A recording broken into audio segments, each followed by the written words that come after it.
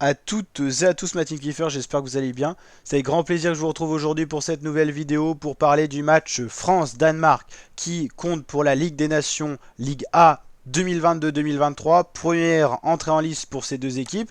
On va aller checker un peu leur groupe pour voir à quoi on a affaire. Donc c'est le groupe 1 déjà avec Autriche, Croatie, Danemark, France. Donc Autriche, Croatie qui jouera en parallèle. On suivra bien sûr le match sur la chaîne YouTube. Et Danemark, France du coup. Enfin plutôt France-Danemark. Donc c'est les Français qui vont accueillir les Danois qu'on connaît bien. On les a affrontés à la Coupe du Monde 2018. À la Coupe du Monde 2022, je me demande si on n'est pas dans leur groupe.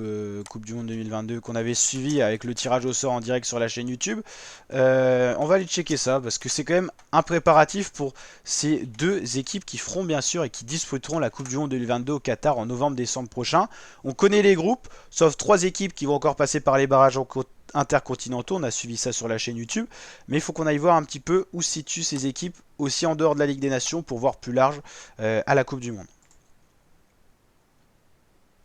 Déjà c'est pas ça. Voilà, c'est ça.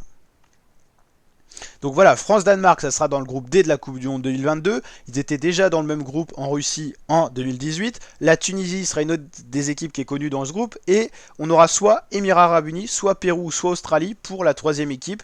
Dans le cas de Pérou ou Australie, ça fera deux équipes en commun par rapport à la Coupe du Monde 2018. Parce qu'en 2018, on avait quoi? On avait France, Danemark, Pérou, Australie.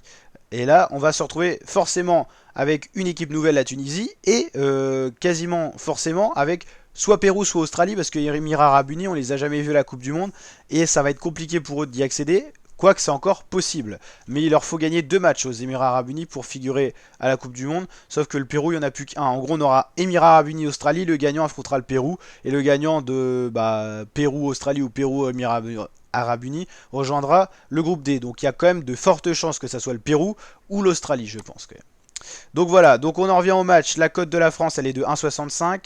Donc données favoris face au Danemark, cote de 5,50. C'est pas si resserré que ça au final les cotes et les Français sont bien donnés favoris.